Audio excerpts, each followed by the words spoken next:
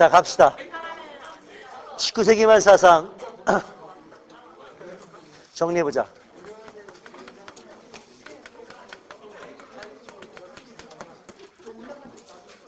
(19세기) 말 사상이라고 말했을 땐 아주 직접적으로는 이제 개항 다음을 말하는데, 조선이 개항되는 사건이 강화도 조약이죠.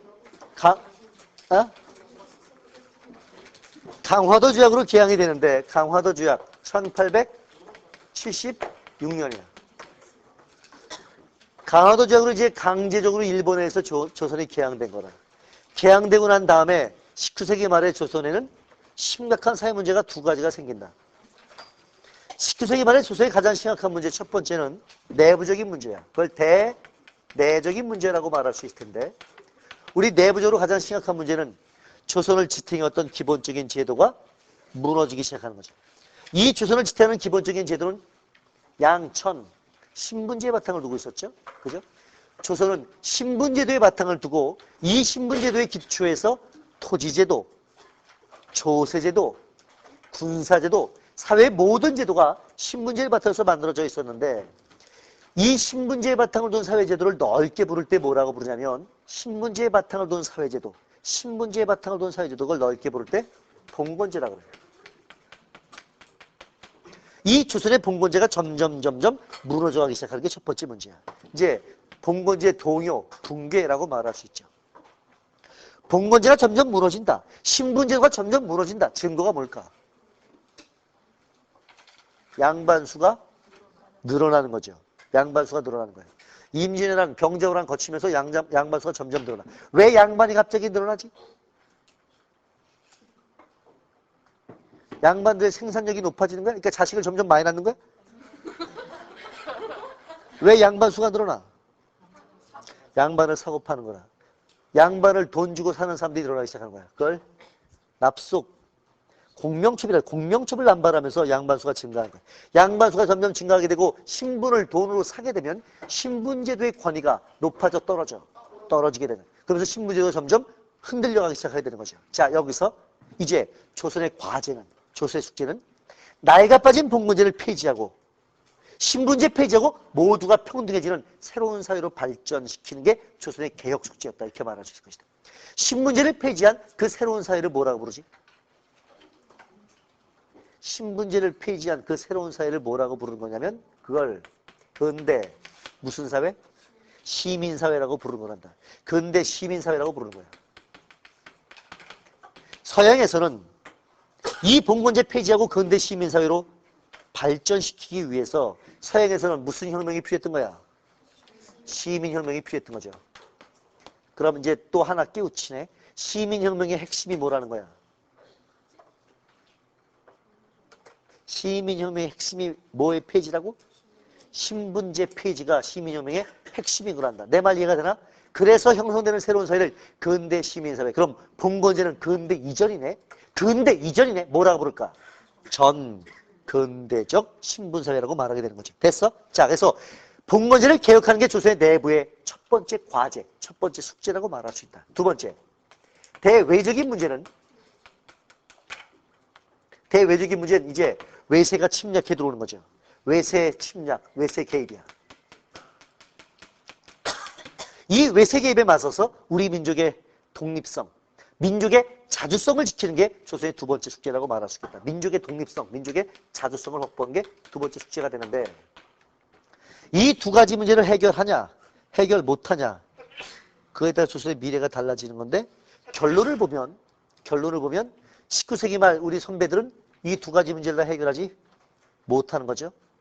이걸 해결하지 못한 결과 20세기 초반으로 넘어가면서 한반도가 뭐로 떨어지는 거야? 식민지가 돼버리고 마는 거죠. 그죠? 이게 이제 19세기 말에 두 가지 숙제였다 이렇게 볼 수 있을 것이야. 그래서 역사는 교훈적이야. 이제 100년 좀 더 지났죠? 100년 좀 더 지났는데 100년 좀 더 지난 지금 한반도는 여전히 두 가지 문제를 안고 있는 셈인 거죠. 내부적으로는 박정희 이래 성장 중심 전략이 가져온 불균형과 불평등, 그리고 이 잘못된 분배 구조를 개혁하는 것, 이것이 우리 내부적인 숙제라고 한다면, 대외적으로는 IMF 이후에 외국 자본의 개입 속에서 민족 공동체의 삶을 어떻게 형성할 것이냐. 이게 그 다음에 우리 또 문제 중에 하나다 이렇게 말할 수 있을 텐데 역사가 교훈적이다라고 말하는 두 번째 이유는 가만히 생각해봐라. 19세기 말에 지금 보면 말이야. 신분제 폐지하고 근대 시민사회로 개혁해야 된다. 누구나 공감할 수 있지만 19세기 말에 조선 사람들은 봉건제 폐지하자 다 동의했을까? 절대로 다 동의하지 않는단다. 조선 사람 중에는 봉건제 폐지하자고 말할 때 반대하는 사람들 상당히 있었을 거란다. 쌍놈들이라고 얘기를 하면서 전통을 고수한다고 주장하는 사람들 여럿 있었을 것이야. 그들은 대개 신분이 뭐였겠어? 양반들이었을 거야. 이 당시에 기득권층은 개혁에 절대로 찬성하지 않았었을 것이야. 지금 보면 일본이나 중국이나 나중에 러시아나 독일이나 미국이나 외세가 개입해 들어올 때 이 외세 개입에 맞서 민족의 독립성을 지켰어야 된다. 누구나 동의하지만 100년 전에 외세 개입에 맞서 민족의 자주성을 지키자. 모든 조선 사람이 동의했을까? 그렇지 않았단다. 이렇게 주장하면 시대의 흐름을 모르는 자들이라고 얘기를 하고 갇힌 국수주의자라고 얘기를 하고 지금이 어릴 때인데 이런 얘기를 하면서 아마 개방의 필요성을 떠들어대는 자들 여럿 있었을 거란다. 지금도 마찬가지야. 과거에 낡아빠진 경제구조, 분배구조, 사회구조를 뜯어고치자고 말할 때 찬성하지 않는 사람들 여럿 있단다. 그들은 기득권을 가지고 있는 사람들 인생인 거지. 민족의 독립성을 얘기를 하고 자주성을 얘기를 하면 벌떼같이 반대하는 사람도 있단다. 얼마나 너희가 웃긴 나라에 사냐면 대통령이 자주국방을 얘기했다고? 자주국방을 얘기하는 철 모르는 대통령이라고 한국의 언론들은 대통령을 까댄단다. 왜 자주국방 떠들었고 미국의 심기를 건드냐고 지랄들을 떨어댄단다. 얼마 전엔 대통령이 자주외교를 얘기했어. 자주외교? 어디다 대고 자주외교를 떠드냐고 온 신문들이 까대는 나라가 한국이란다. 그 까대는 신문의 정점에 누가 있지? 조선일보가 있지. 자주외교를 말하면 이거 정말 병신되는 나라가 한국이야. 자주국방을 말하면 이거 정말 병신되는 나라가 한국이야. 미국 사람보다 더 미국적인 사람들이 한국에 여럿 있지. 얼마 전에 밥 먹다가 식당에서 난 TV를 잘 안 보는데 밥 먹는 시간에 그때가 마침 뉴스 시간이었어. 뉴스가 나오는데 최병렬 한나라당 대표하고 허바드라고 하는 주한미 대사하고 그 면담한 장면이 나오더라고. 최병렬 한나라당 대표가 큰 우려를 표시하면서 얘기했던 게 뭐냐면 미군이 한강 이남으로 내려가는 것에 대해서 이거 큰일 난다. 그러면 안 된다. 라고 얘기를 했어. 최병렬 대표는 그게 미국의 간지럼을 살살살 긁어주면서 아부하는 얘기라고 생각했을지 몰라. 미국이 그렇게 얘기하면 굉장히 좋아했을지도 모르지. 근데 그 미국 대사는 또 웃기는 얘기하대. 한강 이남으로 내려가는 거 미국의 정책적 입장이고 한나라당이 집권했어도 내려갔었을 것이다. 한나라당이 집권해서 내려갔었을 것이다. 난 그 대담을 듣고 있는데 누가 미국 놈이고 누가 한국 놈인지 구별이 안 되는 거야. 참 아주 깝깝한 나라야. 당장 미군 철수하는 건 여러 가지로 답이 안 되죠.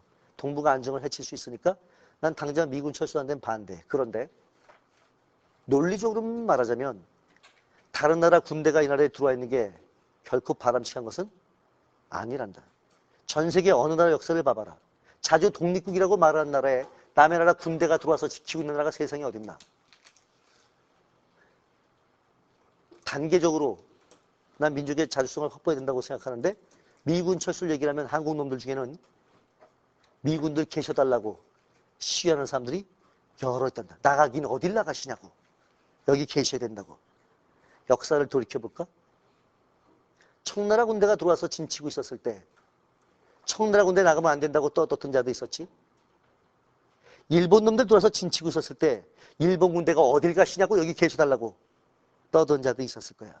그들과 다른 사람들일까? 나는 역사를 배우는 이유는 거기 있다고 생각해. 과거 역사를 얘기를 하면 누구나 쉽게 얘기하는데 그거 가지고 현실에 적용은 잘 못 시키지.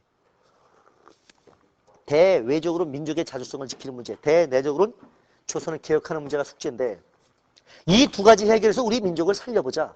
우리 민족을 구해보자. 그런 사상들이 이제 등장한 거예요.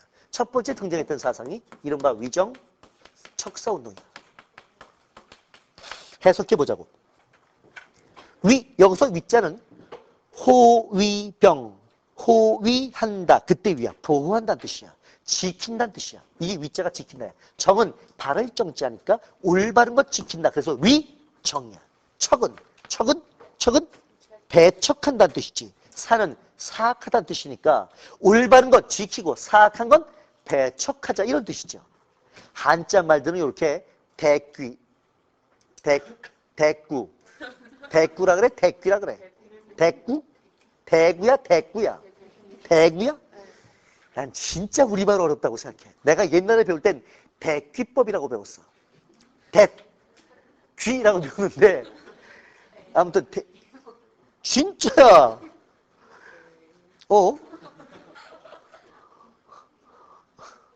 아주 치사를 하는구나. 보자고. 어떻게 대꾸가 되는가? 위자는 뭐하고 대꾸야? 척. 정은 그렇지. 올바른 것 지키고 사악한 것 배척하자. 속뜻이 중요하지. 이때 올바른 건 뭘 말할까? 이 양반들 학문을 보면 무슨 학문이 올바르다고 말했을까? 성리학자들이야. 다 유학자들이야. 유학은 올바른 것이다. 성리학을 지키자. 그게 위정이야. 그럼 이분들 볼 때 사악한 학문은 뭐야? 뭐가 사악할까? 서양에서 들어온 학문들이지. 서양에서 들어온 천주교를 포함한 서양에서 들어온 학문들 그걸 서양 학문 뭐라고 불러? 서학이라고 그래. 그러니까 성리학을 지키고 서양 학문 배척하자야. 더 가볼까? 이 양반들은 신분제도가 정당하다는 거야, 사악하다는 거야? 정당하다는 거야. 신분제도가 정당한 것이다. 신분제도 지키자는 거야. 인간 평등 말하면 그건 사악한 주장이 되는 거지. 결국 이분들은 봉건제도 유지하자야, 개혁하자야. 유지하자. 조선을 살리려면 기존의 제도를 유지해야 된다 이렇게 바라본 거지. 그치? 기존의 봉건제 유지하고 외세는 배척하자는 거지. 이거 유지하고 이거 배척해야 조선이 산다 이렇게 봤었던 것인데 현실 개혁에 반대. 현실 개혁에 반대고 현실을 유지하지. 기존의 제도를 유지하지. 다시. 변화에 반대하고 기존의 제도, 기존의 방식을 고수할 때 그런 이데올로기를 뭐라고 그러냐면 보수주의 이데올로기라고 부른다. 그래서 위정척사파 보수주의자들이다 이렇게 말할 수 있겠지. 되나? 이분들 호국정신 투철하다고 말할 수 있고 의리, 명분 이런 거에 아주 투철하신 분들이지만 그렇지만 변화를 이해하지 못하는 보수주의 그룹이었다 이렇게 표현할 수 있을 것이야. 되겠나? 여기서 이 도리와 명분을 중시하는 전통은 조선 중기부터 있었던 주리, 주기 중에 어디에서부터 사상적 영향을 받았다고 볼 수 있겠다. 주리론적인 영향을 꽤 받았다고 볼 수 있다. 이황, 이로 말하자면 누구 쪽에서? 이황적인 주리론 사상에서부터 사상적 영향을 꽤 받았다 이렇게 말할 수 있겠지. 되겠어? 이게 지난 시간에 배웠던 거죠. 오케이? 위정척사파의 대표적인 인물을 대봐라. 누굴 댈 수 있는 거야? 최익현 같은 분이 가장 유명하죠. 최익현 할아버지. 최익현. 요 이전에 기정진 선생 들어봤나? 그 이전에 이항로 선생 들어봤나? 최익현만 들어보자. 최익현. 요 뒤에 유인석. 의병장이었던 사람이야. 최익현도 의병장이었었죠. 그죠? 좋아. 최익현 의병장. 한편으로는 정말 존경스러울 정도로 말 그대로 대쪽 같으신 양반들이야. 최익현. 의병을 일으키고 나가지. 최익현이 나중에 일본 놈들에게 잡히죠. 쓰시마. 대마도에 끌려가서 대마도 감옥에서 옥사하셨는데 옥사에서 굶어 죽으셔. 밥을 안 드시는 거야. 단식하고 죽으시는 거야. 죽을 때까지 안 드시는 거야. 일본 놈들이 주는 밥 먹지 않겠다는 거야. 그러고서 굶어 죽는다. 죽을 때까지 밥을 안 먹는다. 대단하신 양반들이지. 정신력은 정말 투철하신 분들이지. 근데 또 한편 아주 안타깝고 아주 깝깝하신 분들이야. 최익현이 의병을 일으켰어. 그리고 의병 몰고 막 나가. 드디어 광군하고 맞닥뜨렸어. 전쟁 벌어지는 순간이야. 근데 최익현이 포로가 되죠. 의병대장이 자진해서 포로가 되는 거야. 자진해서 자기가 가서 포로로 잡히는. 왜 잡히는 줄 알아? 왕이 보낸 군대랑 신화된 도리로 어떻게 싸우냐는 거야. 아, 그럼 뭐하러 의병 일으켰어? 그리고 의병대장이 혼자 가서 포로가 돼버려. 그 의병도 어떻게 돼? 황당해지겠지. 다 집에 간다. 다 집에. 그리고 전쟁 끝나는 거야. 아주 안타까우신 분들이야. 유인석 할아버지도 마찬가지야. 유인석 의병을 일으켜갖고 의병 몰고 동대문까지 진주해서 계속 밀고 올라오시다가 시골에서 연락이 왔어. 어머니가 돌아가셨대. 그래서 집에 가. 의병장이 집에 가서 어디 가는 줄 알아? 엄마 산소로 가는 거야. 그리고 어머니 산소 옆에다가 초막 하나 만들어 거기서 3년 동안 이 머리다가 집신 묶고 3년 동안 거기 앉아 계시는 거야. 그럼 의병들은 3년 동안 기다려야 되나? 그래서 의병 그냥 무너지고 말지. 한편은 참 안타깝고 한편은 대단하신 양반들인데 이 양반들 생각해봐라. 개항에 찬성했겠냐 반대했겠냐? 당연히 반대하지. 그지? 외세가 들어오는 곳에 당연히 반대했을 거야. 개항됐어. 개화정책이 쏟아져. 개화정책 찬성이야 반대야? 반대했겠지. 쌍놈의 정책인 거야. 그지? 그래서 이모 분란까지 터지게 되는 건데 그 뒤에 외국하고 통상외교, 무역외교가 발달하는 거야. 외국 물건들 들어와. 통상외교 찬성이야 반대야? 반대했겠지. 쌍놈의 물건들이 들어오는 거야. 그러다가 드디어 점점 일본의 세력이 커져가기 시작했어. 이분들 이제 일본에 저항하는 운동을 시작하시는데 이분들이 주도했던 일본의 저항하는 운동이 그게 항일 의병운동이었던 거죠. 항일 의병운동 초기에 위정척사파가 주도했다고 말할 수 있겠다. 항이 뭐야? 대항한다, 저항한다. 일본에 저항하는 의병에 대해서 항일 의병이라고 그래. 최초의 항일 의병 언제 일어나나? 을미의병이야. 최초의 항일 의병이 을미의병이야. 을미의병 몇 년인가? 천은 누구나 다 알겠지. 1700. 야, 개항이 몇 년인데? 을미의병 1895년이란다. 이런 연도 정도 알아야 돼. 내가 여기서 말하는 건 연도를 외우라는 뜻이 아니야. 근데 이 연도를 모른다는 건 흐름을 모른다는 뜻이야. 그리고 국사는 흐름 모르면 늘 후달려. 늘 어렵게 느껴져. 흐름만 알면 국사만큼 쉬운 게 없어. 국사는 장담하는데 사탐 중에 다 맞게 제일 좋은 게 국사야. 국사는 답에 논란의 여지가 거의 없어. 윤리는 가끔 논란의 여지가 있는 문제가 나와. 사회 문제는 논란의 여지가 있는 문제가 나와. 국사는 거의 논란의 여지가 없어. 그래서 흐름만 제대로 알면 국사는 다 맞게 제일 좋은 과목인데 흐름을 모르면 제일 어려운 과목이야. 흐름을 모르면 제일 어려운. 연도를 다 외울 필요 없지만 1880년대, 1890년대, 1900년대, 30년대는 연도별로 사건 한번 쫙 정리해보거라. 그러면 나중에 근대사 정리 쭉 된단다. 상식인데 이런 것도 알아도 을자가 들어가면 몇 년이라 했노? 어이! 을자가 들어가면 몇 년이야? 을자가 들어가면 5년이야. 을자가 들어가면 끝에는 항상 5년이야. 갑, 을, 이거 알아? 해봐. 갑, 을, 병, 정, 무, 기, 경, 신, 임계. 전혀 어떤 놈이 갑, 을, 병, 정, 진사, 오. 내 무작위 없었었는데. 다시 갑, 을, 병, 정, 무, 기, 경, 신, 임계. 10글자야. 10글자야. 앞글자 이걸 천간이라고 부르는데 앞글자만 보면 십진법이야. 뒤에를 지지라 그러죠? 띠, 자축, 임묘, 진사, 오미, 신유, 수레 12글자야. 그래서 10글자, 12글자 최소 공배수가 60이라 몇 진법이야? 60진법이야. 그래서 60을 뭐라 그래? 환갑 또는 회갑. 다시 돌아왔다 이 말이야. 환갑 또는 회갑이라 그래. 근데 앞글자만 보면 십진법이야. 을자 들어가면 끝에 가면 항상 뭐라고? 5년이야. 기억해도 을자가 몇 년이라고? 5년이야. 1895년 10년 뒤가 1905년. 앞 글자가 뭐야? 을이야. 그의 조약을 뭐라고 그래?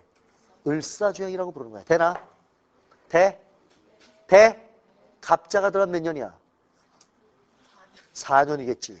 을이 5년이니까 갑은 4년이겠지. 요 1년 전이 갑 5년이야. 그의 계획을 갑오기억 몇 년이라고? 1890? 그 10년 전은 1880? 앞 글자가 뭐야? 그의 정변은 뭐라고 그래? 갑신정변이라는 거야. 올해가 몇 년이야? 2004년이야. 올해 앞 글자가 뭐야? 갑이야. 올해가 무슨 년이라고? 갑신년이네. 갑신정변 몇 주년이야? 120주년이야. 62번 돌아왔으니까 갑신이 다시 돌아온 셈인 것인데 좋아. 깨우쳤다고 봐. 손가락들 꺼내봐라. 1907년. 앞 글자가 뭐냐? 1907년. 앞 글자가 뭐겠어? 정. 그의 조약을 정미칠조약, 정미조약, 정미신조약 이렇게 부른단다. 그의 의병을 정미의병이라고 부른단다. 되나? 좋아. 최초의 의병, 이들이 주도했다고 말할 수가 있겠다. 두 번째. 이들이 보수주의라고 말한다면 두 번째 등장한 사람들은 안 된다. 나이가 빠진 봉건제만 가지고는 조선을 살릴 수가 없다. 이제 서양의 기술들을 배워야 된다. 서양의 기술을 배우자 우리는 그들을 개화파라고 말하는데 개화가 둘로 갈라지죠. 서양의 문물을 배우긴 배우되 살살 배우자. 살살 개화파하고 전면적으로 배우자. 전면적인 개화파로 나눠지는데 살살 고치자. 그들을 온건개화라고 부르고 전면적으로 뜯어 고치자. 그들을 급진개화라고 부르지. 온건개화 얘는 그렇게 말해. 제도는 우리 거 바탕에 두고 정신은 우리 거 바탕에 두고 기술은 서양 기술을 배우자는 거야. 다시 한번. 동양의 제도와 정신은 바탕에 두고 서양의 기술은 배우자. 그 슬로건이 뭐야? 도? 이것도 대꾸죠. 동하고 뭐가 대꾸야? 도하고 기. 동양의 제도와 정신이라는 뜻이야. 동양의 제도와 정신은 바탕에 두고 서양의 뭐는 배우자? 기술은 배우자야. 전면적 변화인가? 부분적인 변화인가? 그럼 제도는 두고 기술만 배우니까 제도 두고 기술만 배우니까 부분적인 변화라고 말할 수 있고 부분적인 변화를 추구하니까 무슨 파라고 불러? 온건파라고 불렀던 거란다. 되나? 또 다른 말로는 집에 뼈대는 그냥 두는 거지 지붕만 고치는 거야. 뼈대는 두고 지붕만 고쳐. 아마 니네는 도시에 살아서 이런 말을 모를 텐데 시골에서는 말이야. 지붕을 기와집이 아니면 지붕을 뭐로 만들어? 초가집으로 만들지. 초가집 할 때 이 초가 그거 뭔 줄 알아? 초가집에 왜 씌우는 게 뭔 줄 알아? 볏집이야. 볏집을 엮어가지고 여기다 씌운 거란다. 근데 볏집은 1년, 2년 비 맞고 이러면 어떻게 돼 이거? 썩어. 따라서 한 3년 있으면 지붕을 갈아야 돼. 그걸 지붕 개량이라 그래. 개량. 집에 뼈대는 두고 지붕만 바꾸고 지붕 개량. 그래서 얘네를 뭐라 그러냐면 개량적 개화파라고 불러. 무슨 뜻이야? 뼈대는 고치지 않고 부분만 고친다는 뜻인 거야. 부분만 고쳐서 얘네를 개량적 개화파라고도 말하게 되지. 개량적 개화파. 조금만 더 가보자. 동도석이 이거 중국에 똑같은 말이 썼단다. 중국 애들은 이렇게 말했지. 중국의 몸뚱아리 바탕에 두고 서양의 쓸모있는 기술은 배우자. 중국의 몸뚱아리 바탕에 두고 서양의 쓸모있는 걸 배우자. 이걸 중국 애들은 뭐라고 불렀냐면 중, 채, 서. 이제 해석되지 않아? 중국의 채, 몸, 서양의 용. 쓸모있는 기술이라는 뜻인 거야. 됐나? 됐나? 가는 길에 좀 더 가볼까? 중채소용. 이거 중국의 무슨 운동의 슬로건이었는 줄 알아? 이게 중국 양무운동의 슬로건이었단다. 증국번, 리훈장 이런 친구들이 양무운동의 주역들인데 뭐 이름 몰라도 돼. 중국의 양무운동의 슬로건이 중채소용이었었고 그래서 우리나라 동도석이 온건개화파는 청나라 무슨 운동에서 영향받은 바가 있었다. 양무운동에서 영향받은 바가 있었다. 이런 말이 성립하게 되는 거야. 됐어? 좋아. 이 온건개화파 대표적인 인물을 대봐라. 온건개화파의 대표적인 인물 누굴 말할 수 있나? 김홍집이. 들어봤어? 김홍집이 같은 친구가 대표지. 김홍집이. 윤중이. 들어봤어? 못 들어봤어? 김윤식이. 들어봤어? 친구야? 대개 민비일파였던, 민비가 총했던 친구들이 거의 그 양문동과 관련이 깊었던 그런 온건기아파들이라고 말할 수 있지. 김홍집이. 내가 김홍집 얘기하면 가끔 생각나는 것 중에 하나가, 한국 엄마들은 영재교육 프로그램 그러면 또 뻑 가잖아. 김홍집이가 천재였단다. 신동, 천재라고 불렸대. 천재가 개똥이라는 걸 보여주는 친구 중에 하나가 김홍집이야. 최남선이가 천재였었어. 천재가 개똥이라는 걸 보여주는 게 육당 최남선이지. 이광수가 천재였었어. 천재가 개똥이라는 걸 보여주는 게 춘원 이광수지. 김홍집이 탁월한 친구야. 민비가 총에서 민비 시대 때 젊었을 때 벌써 서열 2위에 가까운 권력의 2인자로 올라섰던 친구야. 민비가 날라갔어. 그럼 김홍집이 어떻게 되는 거야? 날라가야지. 근데 굳건해. 그래도 권력의 2인자야. 친일파가 들어섰어. 권력의 2인자야. 친러파가 들어서 권력의 2인자야. 나라가 망해가 권력의 2인자야. 처세대가야. 민족이 어떻게 되든 나라가 어떻게 되든 자신의 권력 기반 잃지 않으면 그러면 되는 인간들. 어떻게든지 권력 기반만 유지하면 장대인 인간들. 그래서 우린 권력의 벌레들이라고 말하는데 권력의 벌레들 중에 하나가 김홍집이지. 가장 짜증나는 건 100년 뒤에 김홍집의 탁월한 후배를 만난다는 거야. 그리고 그 후배의 아류들 도취에 널려있지. 100년 뒤에 김홍집의 탁월한 후배가 박정희 때 권력의 2인자였어. 박정희가 날라갔어. 전두환 때 잠깐 쉬더니 노태우 때 권력의 2인자, 3인자를 왔다 갔다 해. 김영삼 때 권력의 2인자야. 김대중 때 총리를 해. 그리고 권력의 2인자야. 나라가 망해가 권력의 2인자야. 그런 벌레들을 100년 뒤에 또 보는 거지. 그리고 그 주변에 그 아류들이 널렸단다. 역사가 주는 교훈이 있다 그랬지? 김홍집이가 어떻게 죽는 줄 알아? 광화문 내거리에서 돌 맞아 죽어. 성난 백성들의 돌 맞아 죽는 거야. 역사가 주는 교훈이라고 봐야지. 어쨌거나 김홍집이 같은 부류들 온건기아파라고 말할 수 있는데, 자, 이 친구들 얘네가 주도했던 게 일본이 주도하면서 밀어붙였던 개혁이 있죠. 그걸 가보개혁이라고. 가보개혁의 주로 주역들이 이되었다 이거 말할 수 있어요. 가보개혁. 이제 해봐라. 가보개혁 몇 년이냐? 1894년. 그 10년 전이 갑신년이었던 거야. 되나? 우리나라는 급진개혁가 먼저 있었던 것인데 가보개혁 1894년. 이 이듬해 이어지는 개혁을 뭐라 그래? 가보, 이듬해. 갑답이 뭐야? 을. 그 다음에 개혁을 뭐라 그래? 을미개혁. 가보개혁, 을미개혁에 참여했던 친구들. 그들 다 주역들이 온건기아파 이렇게 말할 수 있을 거야. 오케이? 세 번째는 안 된다. 지붕만 고쳐서 나라 살릴 수가 없다. 이 뼈대 자체를 바꿔야 된다. 제도 자체 바꾸고 사상 자체를 바꿔야 된다. 전면적 변화를 추구하는데 제도와 사상을 말할 때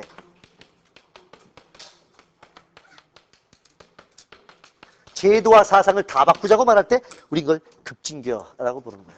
급진개혁. 이 급진개혁을 다른 말로 뭐라고도 부르냐면 변법적 개혁파라고 부르는데 변법할 때 이 법자가 뭐냐면 이 법자가 제도란 뜻이 난다. 그러니까 변법 뭘 바꾼다야? 제도를 바꾼다. 제도 자체를 바꿀 때 뭐라 그래? 급진적 변화라고 부른단다. 오케이? 그래서 얘네는 신분제, 봉건제 당장 폐지하자는 거야. 당장 신분제 폐지. 인민평등이야. 인민평등. 신분제 폐지. 왕이 있더라도 왕한테 전권을 다 주면 안 돼. 똑똑한 척 좀 해봐. 왕한테 전권을 다 줬을 때, 왕이 전권을 다 가지고 있을 때 이걸 뭐라 그래?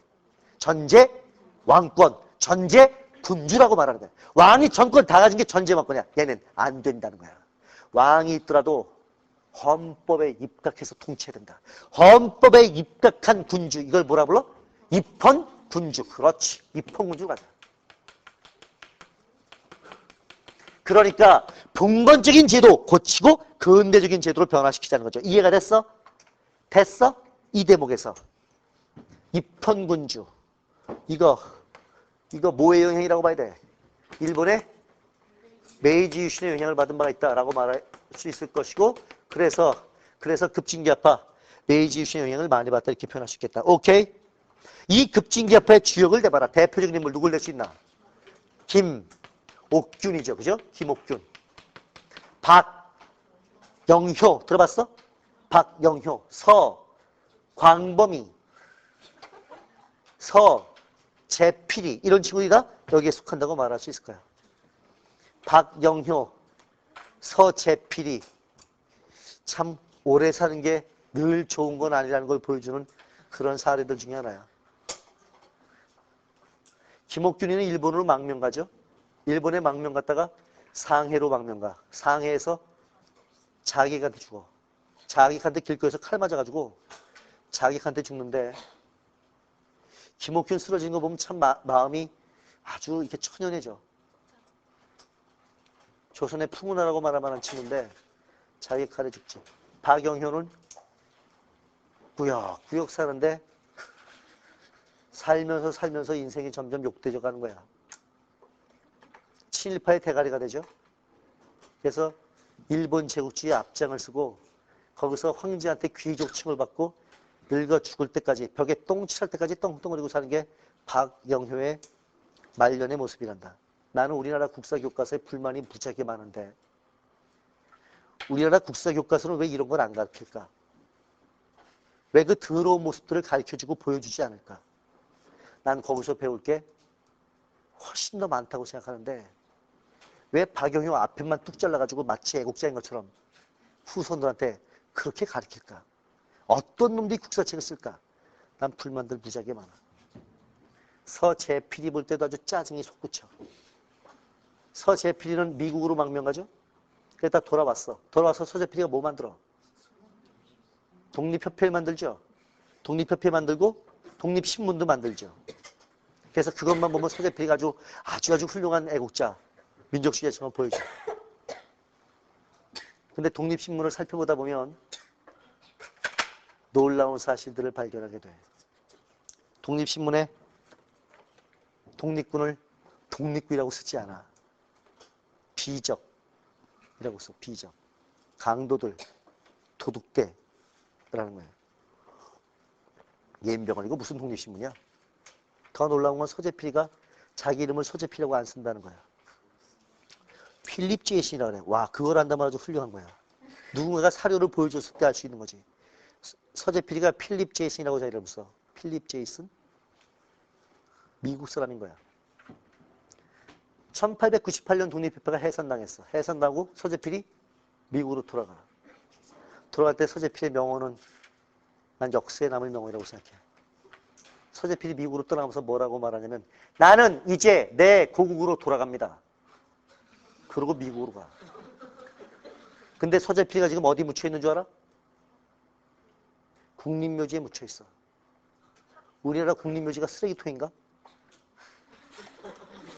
어떻게 서재필 같은 인간을 국립묘지에다가 안장할 수가 있나? 정말 역사 없는 나라. 정말 빈족의식 없는 나라가 난 우리나라 생각이 들 때가 많아. 이유는 이해가 되죠? 난 서재필이 애국적인 활동을 했던 걸 부정할 생각은 없어. 인정해야지. 공은 공대로 인정을 해야지. 하지만 공을 공대로 인정하는 만큼 그 과오도 과오대로 인정해야 되는 거 아니야? 그놈이 미국 놈이라고 스스로 말했던 걸 인정해 줘야 되는 거 아니야? 그리고 서재필은 떠나서 해방될 때까지 이 나라에 단 한 번도 들어오지 않는단다. 해방될 때까지 한 번도 우리 민족운동에 직접적으로 개입해 본 적이 없단다. 근데 왜 그런 자가 국립묘지에 묻혀야 되지? 이유는 서재필이 제자 때문이죠. 그 서재필의 제자가 이승만이란다. 이승만이 같은 인간이 이 나라의 대통령이 되고 국부래. 국부? 나라의 아버지래. 그러니까 그런 일들이 벌어지게 되는 거지. 그래서 서재필의 뒷얘기는 후손들한테 가르치지 않고 엉뚱한 것만 가르치게 되는 건데 어쨌거나 김옥균이 얘네가 주도했던 운동이 1884년 무슨 정변? 갑신 정변이었는데 이 갑신혁명이 3일 만에 끝나죠. 그래서 뭐라고 불러? 3.1천하라고 불러. 어떻게 보면 참 골 때리는 친구들이야. 그 우정국 개국할 때 축하연이 벌어진 장소에 대신들 다 모아놓고 문 잠궈버리지. 문 잠궈버리고 칼로 목 따버리는 거야. 대신들 칼로 목 따고 권력 탈취했어. 그리고 고종한테 얘기해가지고 이제 위로부터 격을 밀어붙이는 것. 그게 갑신혁명인데 위로부터의 격이라고 말하지. 근데 누가 개입하면서 무너지나? 청나라 개입하면서 뒤통수 맞고 박살나. 김옥균은 사실은 누구한테 의존하고 있었나? 일본 때문에 청나라가 쉽게 개입하지 못할 거라고 생각했고, 청나라 무력 개입에 대해서 일본이 무력으로 상당히 막아줄 수 있을 거라고 생각했는데 일본이 뒤로 빠져버리죠. 그럼 김옥균 뒤통수 맞고 그냥 박살나. 옛날에 내가 궁금했던 것 중에 하나야. 왜 김옥균은 그렇게 일본한테 의존했었을까? 뼛속 깊이 친일 매국노였었을까? 내가 옛날에 검토했던 자료들을 보면 그런 건 아닌 것 같아. 아닌 것 같은데 김옥균이 일본에게 의존한 이유 중에 결정적인 대목은 혁명을 하려면 힘이 있어야 돼. 파워가 있어야 돼. 혁명의 힘은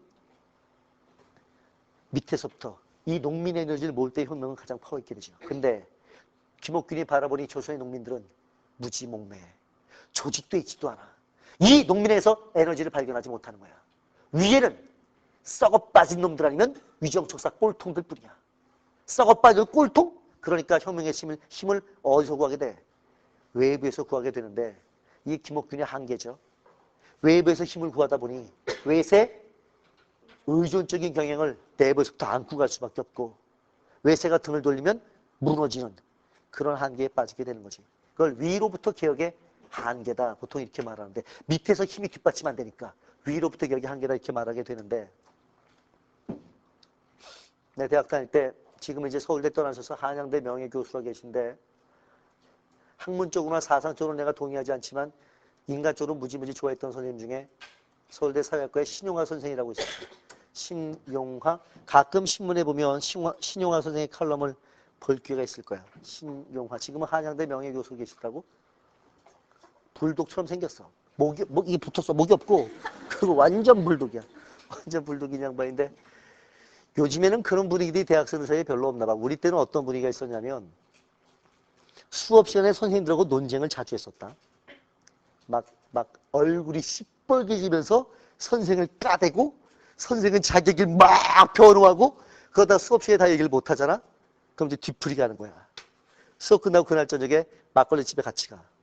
1학년, 2학년들은 무식하니까 저 아래쪽에 앉고 3학년, 4학년들이 선생님 옆에 앉아가지고 막걸리 마시면서 아까 못했던 논쟁을 계속하는 거야. 그런 분위기들이 꽤 있었어. 요새는 그런 분위기가 별로 없다 그러더라고. 별로 없다 그러던데 그리고 논쟁할 때 이 양반 술 취하시면 그때 그 양반이 우리나라 독립운동사를 쓰고 계셨는데 사회학과 선생님인데 독립운동사 쓰고 계셨어.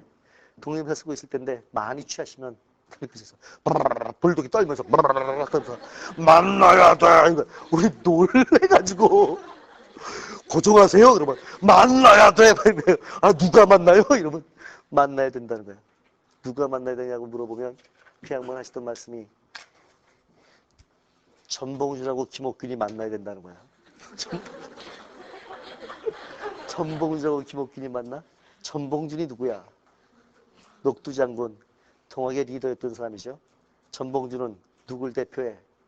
농민을 대표해. 이 아래로부터 농민의 에너지와 김옥균의 엘리트들, 이 지식인들의 그 지식과 농민들의 에너지가 만나면 그러면 조선도 프랑스 대혁명 같은 그런 혁명을 이룩하면서 아마 개혁할 수 있었을지 모르는데 우리는 불행한 역사를 가진 게 김옥균 위에서 그냥 깨지죠. 10년 뒤 1894년 전봉준 깨지는 거죠. 동학이 1894년에 터지니까 아래는 아래에서 위는 위에서 깨지면서 조선은 자생적인 혁명에 실패하게 되는데 어쨌거나 이걸 급진개화라고 불러. 네 번째.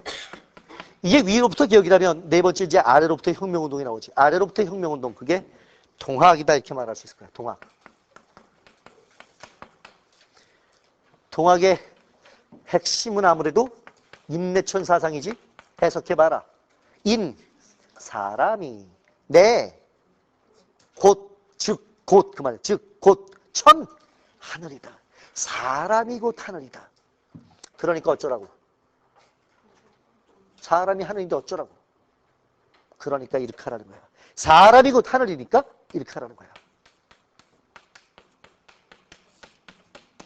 사인 여천해라. 사는 섬긴다는 뜻이죠. 사람을 섬겨라. 여는 무엇 같이, 뭐같이? 하늘같이. 사람이 곧 하늘이니 누구나 사람 마음속에 하늘님이 들어있으니 사람을 대하기를 뭐처럼 되라? 하늘처럼 되라. 사람을 하늘처럼 되라. 조선 최고의 인간 존중, 인본주의 정신이라고 말할 수 있고, 양반만 사람이 아니야. 모두가 하늘이야. 만민 무슨 사상이야? 평등 사상이라고 말할 수 있겠지. 당연히 동학은 봉건제 유지야 폐지야? 폐지야. 온건이야 급진이야? 급진적인 그런 밑에서부터 혁명운동이라고 말할 수 있겠지. 되나? 조금 더 나가면 조선 사람만 사람은 아니야. 일본 사람도 사람이고 청나라 사람도 사람이고 세계 모든 사람이 사람이야. 세계 모든 사람이 하늘이야. 세계의 모든 사람은 형제요 동포지. 이걸 네 개의 넓은 바다에 모두가 동포다. 사회 평등주의 또는 사회 동포주의라고 부른다. 그래서 우린 동학을 평가할 때 민족주의 사상이지만 닫힌 민족주의다, 열린 민족주의다.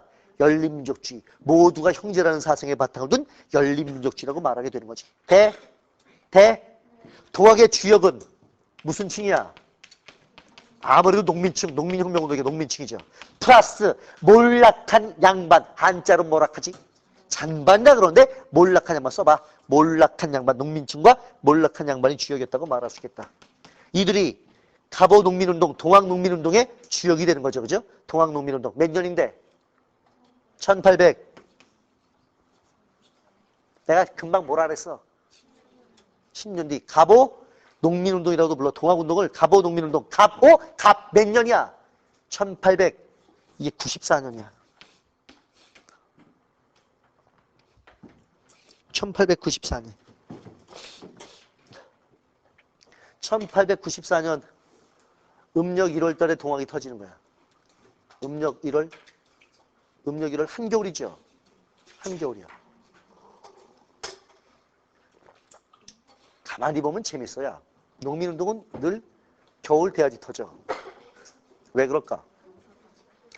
겨울 돼야지 농민들이 시간이 생겨. 한가해지는 거야. 가을까지는 바쁘니까 가을까지는 농민운동 일어날 시간이 없어. 겨울 돼야지 터진다고. 동학 노래 가사 중에 그런 가사가 나와. 가보세 가보세 고부로 가보세. 가보세 가보세 고부로 가보세. 가보자 가보자 고부로 가보자. 고부군수 조병갑이 때려 죽이자 이러고 시작하는 거죠. 그걸 고부 밀란이라고 부르는데 이런 어떡하자는 표정이야 이 표정이 지금. 고부는 지명이야. 미치겠다. 가보세 가보세. 이 뜻이 중의적 이중적이죠. 가보자 가보자 이런 뜻도 있지만 가보세 무슨 말이야. 가보년 새해 가보년 새해 후천 개벽 이뤄보세. 세상을 뒤집어 엎어보세 이런 뜻이죠. 그렇죠? 그런 농민운동이 터지는 거야. 그해 4월 5월 음력이야. 완전히 삼남을 휩쓸어버려. 정부군이 동학을 못 막어. 오매불망 민비는 난리가 났어. 이제 민비가 누구한테 구원 요청하지? 청나라한테 구원 요청하는 거야. 청나라 군대가 들어오기 시작해. 전에 내가 어디 정진에서 했던 것 같아. 정진 수업할 때 민비라 그랬더니 어떤 여학생이 쉬는 시간에 날 따라왔어. 그럼 나한테 항의하는 거야. 어떻게 선생님이 민비라고 부르시네. 그럼 뭐라 하냐? 명성 황후라고 부르셔야지 어떻게 민비라고 부르시네. 걔네 잘못했다 그랬는데 명성황후가 맞죠. 공식 명칭은 명성황후로 부르는 게 옳지. 근데 내가 민비라고 부를 땐 내 감정이 실려 있는 거야. 난 그 여자 별로 안 좋아해. 그리고 난 정말 못마땅해. 100년 뒤에 이 여자가 부활하는 거 속이 뒤집어질 지경이야. 드라마로 부활하고 뮤지컬로 부활하는데 정말 속이 뒤집어지겠어. 내가 민비를 싫어하는 결정적인 대목이 이 대목이야. 어디한테 구원 요청한다고? 자, 그래서 청나라 군대 끌어들였다. 냉정하게 보자. 청나라 군대 끌어들였다. 누굴 때려 죽여달라고 부탁하는 거야. 지나라 백성들을 때려 죽여달라고 남의 나라 군대를 끌고 들어오는 거야. 지가 권력을 버리고 말지. 지가 산속에 처박히고 말지. 지 나라 백성을 때려 죽이자고 남의 나라 군대를 끌고 들어와? 그런 게 탁월한 외교가라고? 그런 게 전략가라고? 한국은 그런 인간들이 지난 100년 동안 너무 많아서 탈이난다. 그런 전략가들이. 청나라 군대가 들어오자 어디 군대도 같이 들어오나? 왜 그런가? 오! 갑자기 똘똘해지네? 무슨 조약? 텐진조약. 1885년, 1884년 갑신정변 뒤에 1885년에 청과 일본 사이에 조약이 맺어졌는데 그 조약을 텐진조약이라. 이 조약의 조항 중에는 조선의 변고가 발생하면 청나라 군대와 일본 군대가 동시에 출병한다는 조항이 있었어. 이 조항 때문에 10년 뒤 농민운동이 일어서 청나라 군대 들어오자 일본 군대 같이 들어오는 거야. 그래서 동학이 더 이상 싸울 수가 없다고 판단하게 되고 정부하고 협상을 하게 되죠. 정부는 농민의 요구를 받아들여서 개혁하겠다고 약속을 해. 그걸 폐정, 개혁안이라고 말하게 되고 집강소도 그때 만들어진 건데 개혁을 위한 그런 이제 개혁사무소가 만들어지는 거지. 근데 개혁은 돼 안 돼? 될 수가 없지. 생각을 해봐라. 권력 잡고 있는 것들이 지나라 백성을 때려 죽여달라고 남의 나라 군대를 끌어들일 정도의 양심과 식견을 가지고 있다면 그런 자들에게 무슨 개혁을 기대할 수 있겠냐. 개혁 안 된다고. 청나라 군대나 일본 군대 나가 안 나가? 안 나가지. 이것도 역사의 교훈이야. 남의 나라에 군대를 한번 보내놓고 나면 그 군대는 지발로 안 나간단다. 군대를 남의 나라에 상륙시키고 나면 그 나라 반은 먹은 거죠. 아, 이 말을 이해하지 못하지. 남의 나라에 지 군대를 집어넣고 있으면 그 나라 반 정도의 영향력을 행사할 힘을 지니게 되는 셈이란다. 안 나가지. 가을까지 참고 참던 농민들이 가을에 터져. 못 끝날 때 기다렸다가 추수 끝날 때 기다렸다가 터지는 거야. 이게 이제 2차 봉기인데 그래서 그해 가을 동학농민 군대가 다시 들고 일어나. 누구랑 붙나? 그 앞에 여름 과정을 알아야 되는구나. 안 나가더니 그해 여름 청나라하고 일본 붙었어. 청나라하고 일본이 붙은 그해 여름의 전쟁을 뭐라고 그래? 질문. 청일전쟁이 몇 년이라고? 1894년 그해 여름에 벌어진 거야. 그해 여름에. 누가 이겨? 일본이 이겨버리는 거야. 야 봐라. 10년 전 1884년에 일본이 청나라랑 맞붙을 자신이 없었어. 뒤로 물러서고 김옥균 박살난 거야. 10년 뒤 일본이 이제 청나라하고 맞짱 뜨는 거야. 맞짱 뜨고 붙었어. 일본이 이겨버리죠. 일본이 이겨버려. 가을에 재봉기한 동학군대 누구랑 붙어야 돼? 일본하고 붙어야 돼. 일본하고 붙었어. 늦가을에 개박살나죠. 정말 개박살나. 수천 명의 농민이 금강에서 사륙당하지.